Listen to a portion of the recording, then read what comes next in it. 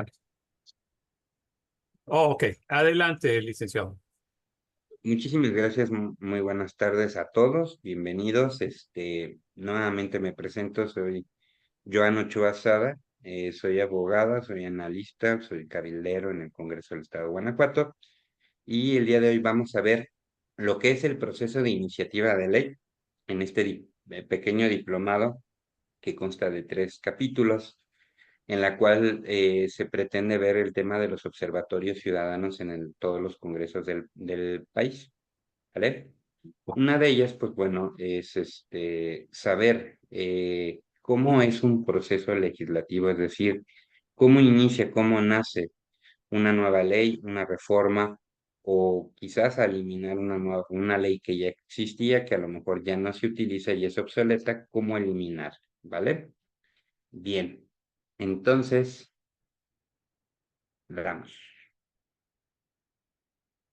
Voy a cambiar acá. Bien.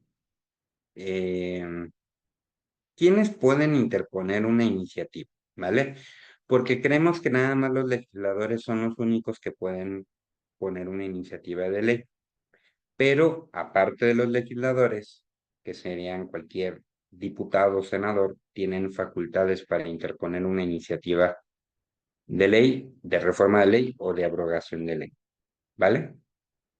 Puede hacerlo el presidente de los Estados Unidos. De hecho, como podrán recordar, el pasado 5 de febrero de este año 2024, se llevó a cabo un paquete de reformas a la Constitución, entre ellas la del Poder Judicial. Como tal, estas reformas, cuando ustedes escuchen que es una reforma que la mandó el presidente de la República, se le llaman reformas preferentes, es decir, que como son enviadas por el Ejecutivo, estas van a ser inmediatamente, ¿sí? Inmediatamente van a ser discutidas por el Congreso de la Unión y pues bueno, tienen que atenderlo con esta cualidad como tal, ¿vale? ¿Qué otros entes pudieran meter iniciativas de reformas? Aquí estamos hablando de organismos autónomos públicos, ¿vale? ¿Qué organismos tienen facultades? Bueno, son muchos, pero les voy a dar un ejemplo. El Instituto Nacional de Acceso a la Información Pública, o el INAI, tiene facultades en su ley que les permite, que les da facultades de llevar iniciativas, ojo, exclusivamente de su competencia como tal, en este caso, pues de acceso a la información pública. La Comisión Nacional de Derechos Humanos también tiene facultades para temas que tengan que ver con derechos humanos. Y así cada uno de los organismos autónomos, ¿vale? Que estamos hablando, los consejos, las comisiones, todos los que empiecen con consejos o comisiones son organismos públicos que están destinados a cumplir una función. Puede ser de acceso a la información, la Cámara Nacional de Reguladora de Energía, etcétera. Cada uno tiene una competencia y pues obviamente solamente pueden elegir, proponer en la materia que ellos son autónomos, en las que fueron creadas, ¿vale? También los gobernadores, que son los ejecutivos de las entidades federativas o de los estados, ellos tienen la misma capacidad para proponer en su estado una iniciativa de reforma, ya sea a la constitución de su estado o a las leyes de ese estado, a las leyes locales de ese estado. ¿Sale? Los congresos obviamente nada más son compuestos por diputados locales.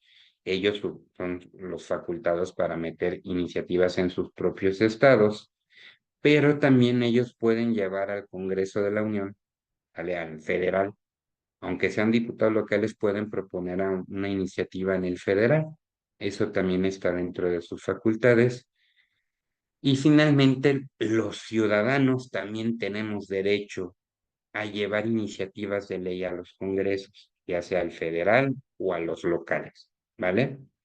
Ahora bien, nosotros como somos ciudadanos, es decir, no tenemos facultades para elaborar iniciativas nomás porque sí. Se tiene que hacer bajo un consenso, es decir, se tienen que recabar firmas para saber que es una parte de la población, acuérdense que ya explicamos el tema representativo, una parte de la población en la que respaldan esta iniciativa y se tiene que dar estudio, ya sea si se metió para el Estado, pues en el Congreso del Estado, si se metió para la Federación, pues en el Congreso de la Unión, ¿vale? Entonces, los ciudadanos también tenemos derecho a meter iniciativas de ley. Uniendo Caminos México llevó a cabo unas propuestas por ahí del año 2017 y 2018, en la que metimos en 9 estados de la República iniciativas de reforma para quitarle el fuero a los políticos de cada uno de los estados en donde se presentó. Cabe mencionar que esta iniciativa originalmente fue hecha por Pedro Kumamoto, que en ese momento era candidato independiente, y llegó a ser diputado independiente en Jalisco, en el estado de Jalisco, y él fue el primero en quitarle el fuero constitucional a los políticos en su estado. Motivo por ello nos contactamos con Pedro Kumamoto y nos hizo favor de explicarnos cómo fue el que llegó a ese punto y pues obviamente nosotros, siendo una buena idea, la replicamos en 9 estados de la República, en donde solamente en 4 se lograron quitarla como tal y que se reconociera que esto fue una iniciativa ciudadana, ¿vale? Entonces, pues bueno, sí se puede, sí es complicado, pero sí se puede hacer iniciativas de ley, ¿sale?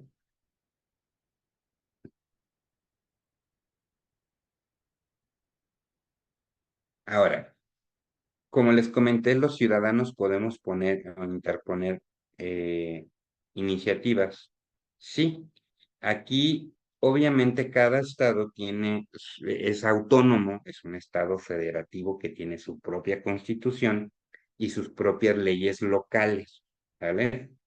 Eh, Cada estado tiene diferentes criterios respecto a los porcentajes para el tema de participación ciudadana, en este caso una iniciativa de ley ciudadana.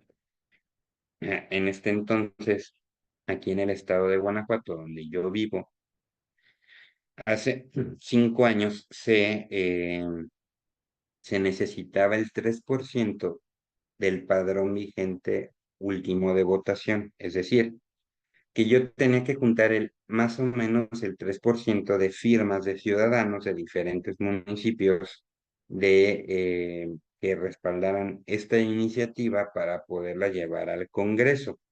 Hoy en día hemos logrado presionar a los diputados para que bajen este porcentaje y hoy en día el porcentaje es el 0,5%, que más o menos por el padrón electoral de Guanajuato es como 16,000 firmas, ¿vale? En otros estados puede variar entre el 3 y el 5%. Esto dependerá de cada uno de los estados donde nos estén viendo, pero hay una ley que nos permite, las leyes de participación ciudadana, que nos indican cuál es el porcentaje de ese estado en particular, ¿sale? Entonces, estas son las iniciativas de ley para cuando queremos hacer una reforma de ley o una reforma a la Constitución de los estados, ¿vale?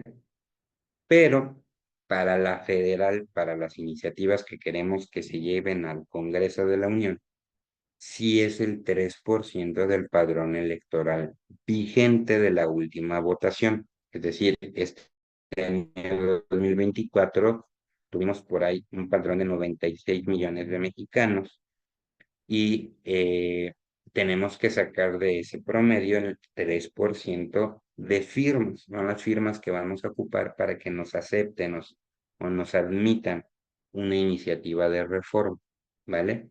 Pero aquí se va a cumplir una segunda condición, no nada más es el porcentaje.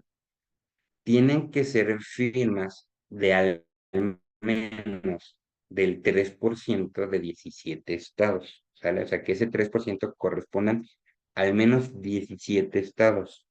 ¿Por qué 17? Bueno, pues recordemos que son 32 entidades federativas. Esto representa el 50% más uno de cada uno, perdón, del 100% de los estados sería el 50 más uno, ¿vale? Por eso se piden 17 estados de la República. Por eso, en el caso de las iniciativas que se llevan para temas federales, se piden dos requisitos, el porcentaje y el 50 más uno de los estados para que pueda ser admitida una iniciativa, es decir, para que te digan, sí, sí cumple los criterios, la voy a pasar a la Cámara para que se analice y se discute. ¿Vale? Bien. Ahora, ¿cómo inicia, sí, un proceso legislativo? Esta es la parte ya bonita y, pues digamos, importante del proceso legislativo. Ahorita voy a hacer una explicación de tema federal, nada más, ¿vale? Porque a nivel federal tenemos dos cámaras, la Cámara de Diputados y la Cámara de Senadores. En los estados es un poquito más rápido el proceso porque nada más es un congreso y son puros diputados, ¿sale? Ok, la iniciativa de ley, ya sea que la presentó el diputado, el senador, el presidente, el gobernador, etcétera, ¿sale? O el organismo autónomo o el ciudadano, presenta su iniciativa de ley. ¿Qué es lo que va a pasar inmediatamente?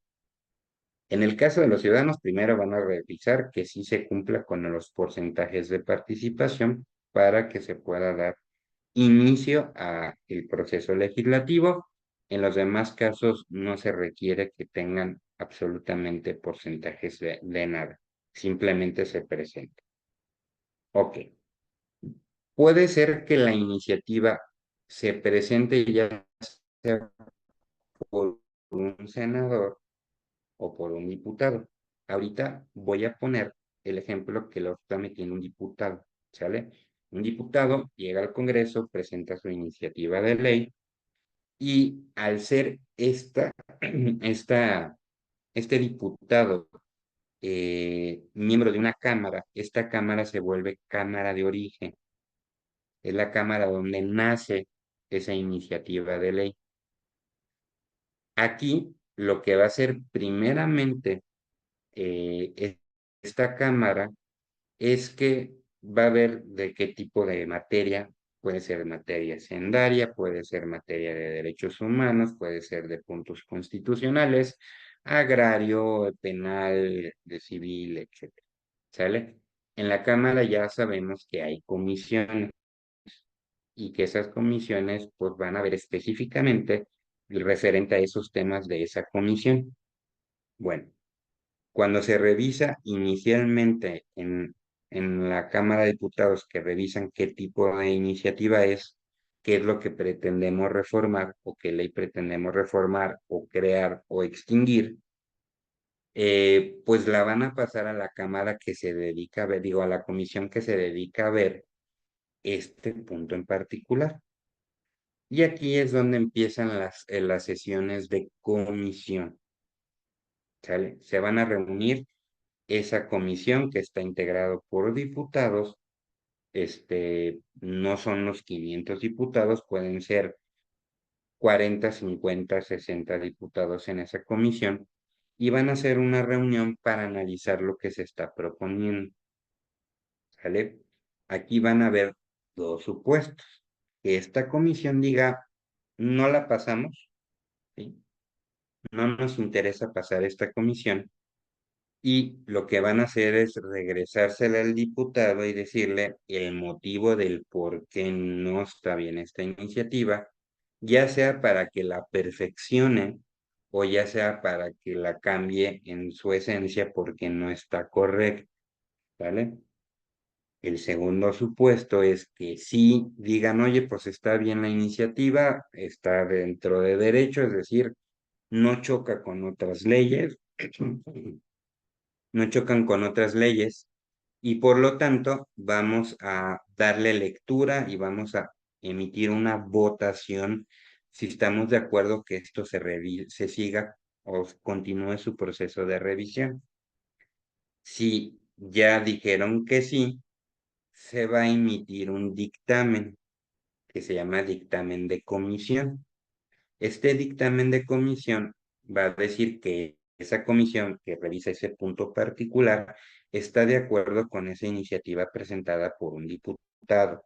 Recuerden que ahorita estamos hablando de un ejemplo.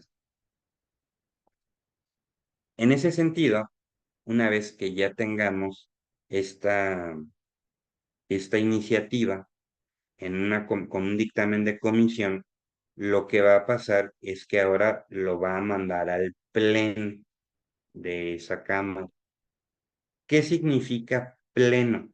Que aquí sí van a estar presentes los 500 diputados, incluyendo a los diputados de la comisión, ¿vale?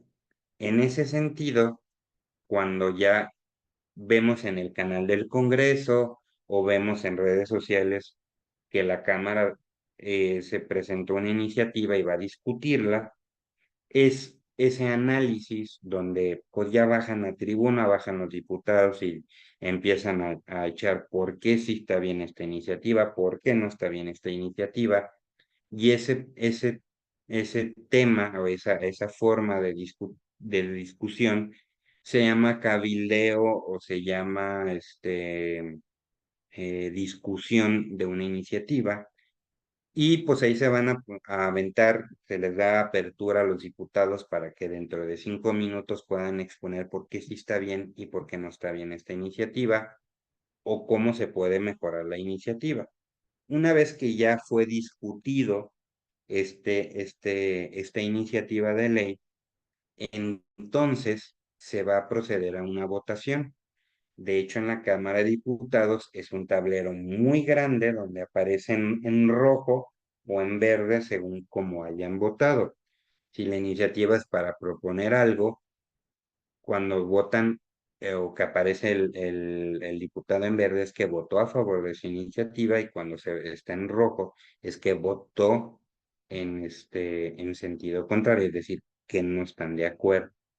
Aquí va a volver a pasar los mismos dos supuestos, que te digan, pues a lo mejor la comisión estuvo de acuerdo, pero nosotros en la mayoría de los 500 diputados no estamos de acuerdo, por lo cual puede regresar a la comisión para que la perfeccionen o para que le cambien el sentido a la iniciativa. O bien puede ser que digan, estamos de acuerdo y se apruebe esa iniciativa de ley. Hasta aquí sigue siendo todavía una iniciativa de ley que corresponde a la Cámara de origen, donde nació esta iniciativa. Acto seguido se va a emitir un dictamen donde esa Cámara ya aprobó esa ley, ¿sale? No significa que la ley ya quedó, simplemente que esta Cámara ya la aprobó. Ahora la va a mandar a la otra Cámara para que haga el mismo proceso que la Cámara de origen, pero esta cámara se va a llamar cámara revisora. ¿Por qué se llama así? Porque puede ser que dentro del entusiasmo, de la ignorancia o de la falta capacidad técnica de los diputados que forman la cámara de origen, se les haya pasado que esta ley pueda chocar con otra ley o con un tratado internacional en materia de derechos humanos o que no sea viable por alguna razón. Entonces, la Cámara Revisora va a revisar, como dice su nombre, que esta iniciativa no choque con otra ley o que si va a modificar otra ley, esta iniciativa pueda modificar alguna otra ley, esté apegada a derecho y que esté congruente la iniciativa, ¿sale? Que es congruente, es decir, pues que si en esta ley te voy a ordenar hacer algo, no venga que también te voy a prohibir hacer exactamente lo que te estoy ordenando hacer, ¿sale? Porque pues el ciudadano cuando vea le diga, pues hay una ley que te obliga y te prohíbe hacer la misma cosa, pues no tiene un sentido, ¿sale? Entonces, todo eso es lo que se debe de revisar, que sean congruentes, que sean ordenadas, que estén apegadas a derecho, que no choquen con leyes o tratados internacionales. Y igualmente, como el mismo proceso de origen, se va a pasar a una comisión, que es la misma que tiene la Cámara de Diputados. Ahí se va a analizar, si se aprueba, va a emitir un dictamen, luego se va al Pleno de la Cámara de Senadores, en este ejemplo la inició un diputado. Aquí en la de senadores van a revisar otra vez y se van a reunir todos los senadores, ¿sí? Los ciento y tantos senadores, y van a votar. Una vez que la discutan, la van a votar. Si dicen que no, pues la van a aventar otra vez a la Cámara de Origen para que la revise, para que la modifique o para que le cambie el sentido de la iniciativa, o la votan a favor de esa reforma o iniciativa de ley. Y en este sentido, pues van a emitir otro dictamen. Estos dos dictámenes van a pasarlo al Ejecutivo. El Ejecutivo va a entender que tanto la Cámara de Origen como la Cámara Revisora ya hicieron su chamba de revisar esta iniciativa y que está bien, está realizada conforme a derecho, que está pegada y que es benéfica para el pueblo de México, y que los dos ya se pusieron de acuerdo, a las dos ya lo aprobaron. Para eso son los dictámenes. Entonces, ya está revisado por las dos cámaras.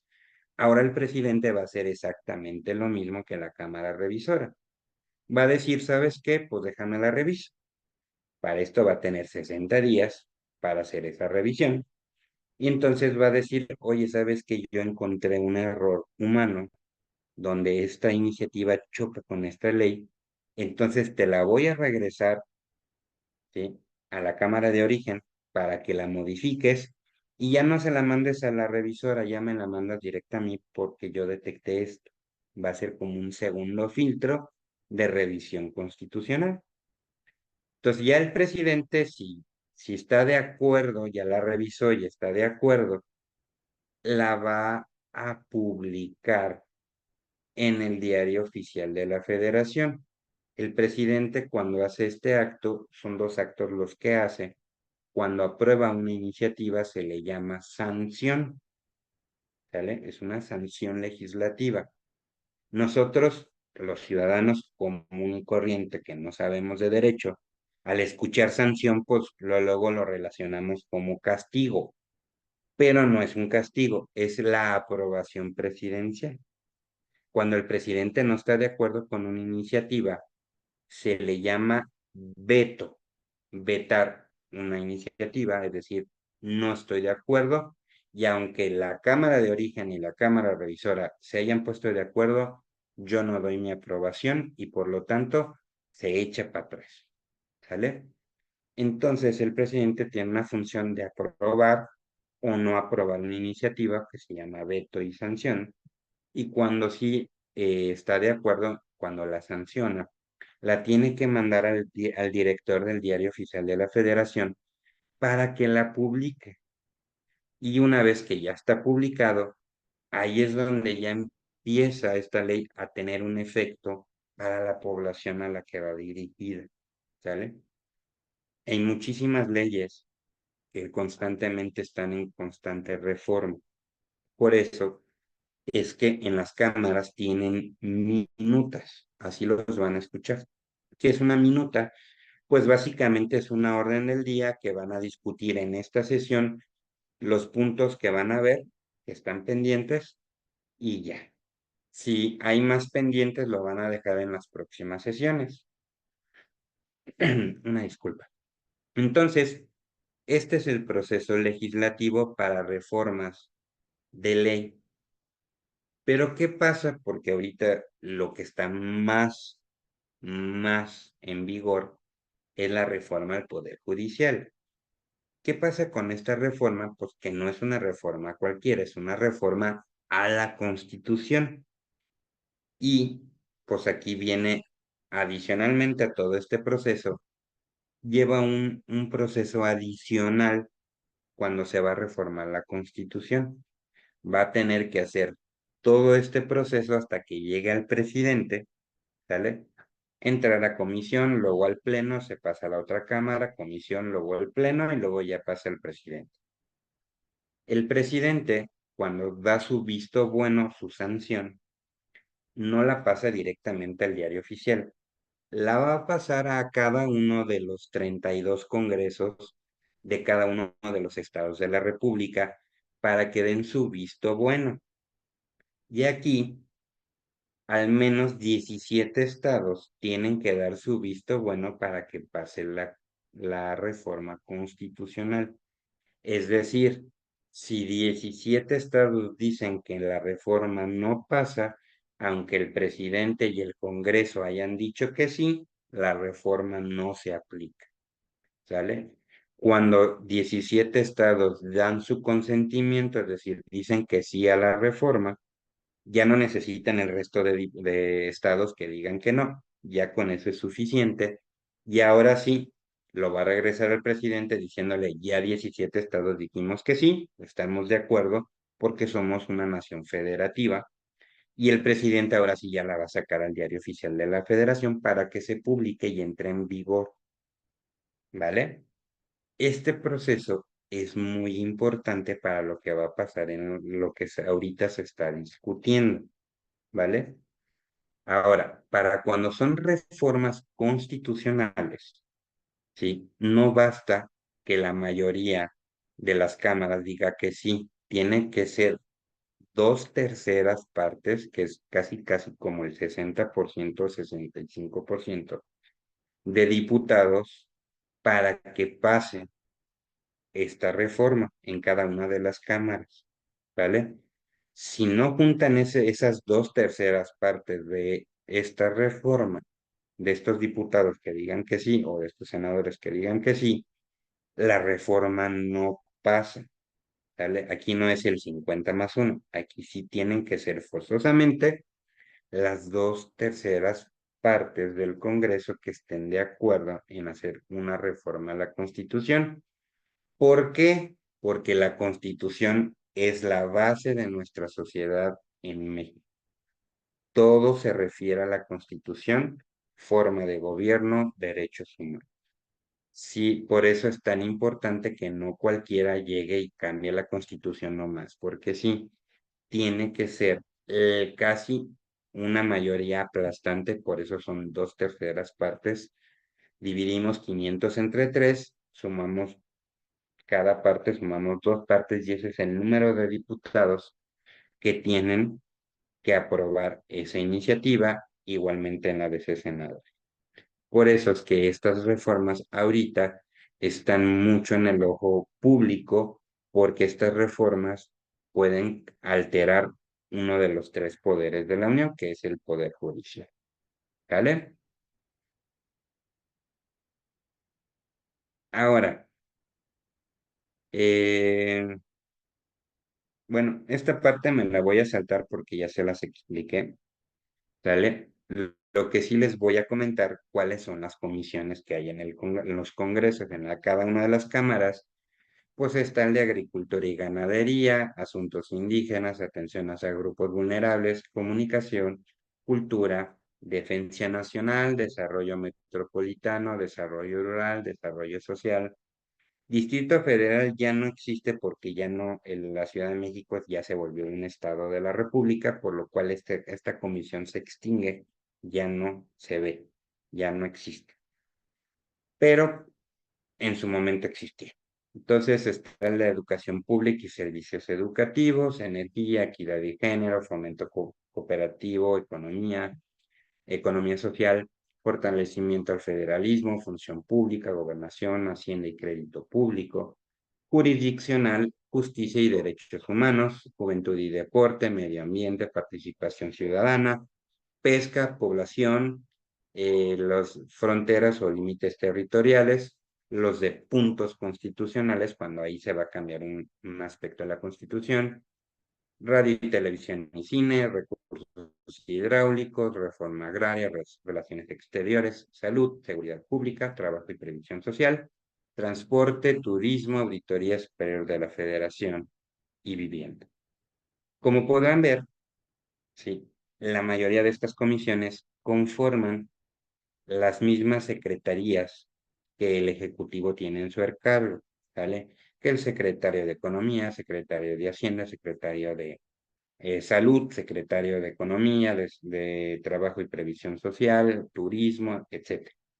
Son las mismas porque tienen que ellos ver los temas que los diputados crean, modifican o extinguen leyes que son para esos rubros. Por eso es que hay otras comisiones adicionales o se pueden formar más comisiones, pero estas son las que en la ley al menos tienen que estar forzosamente, ¿vale?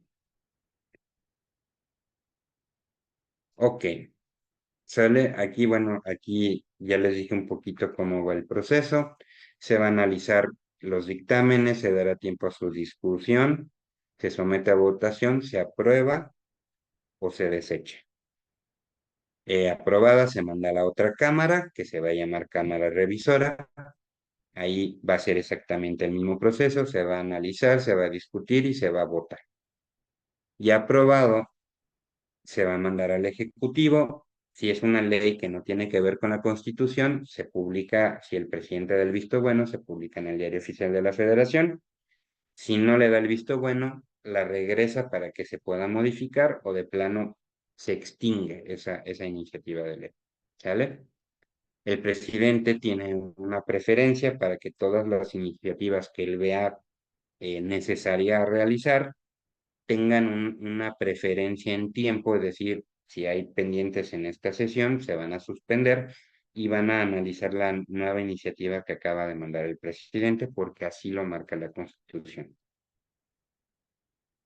¿Sale? Y pues bueno, el tema de cuando es una reforma constitucional, se tiene que adicionalmente a este proceso legislativo, mandar a cada uno de los congresos de los 32 estados y cuando al menos 17 estados digan que sí o que no, pasa o no pasa esa reforma a la Constitución Federal, ¿vale? Y pues esto es básicamente el tema del proceso legislativo.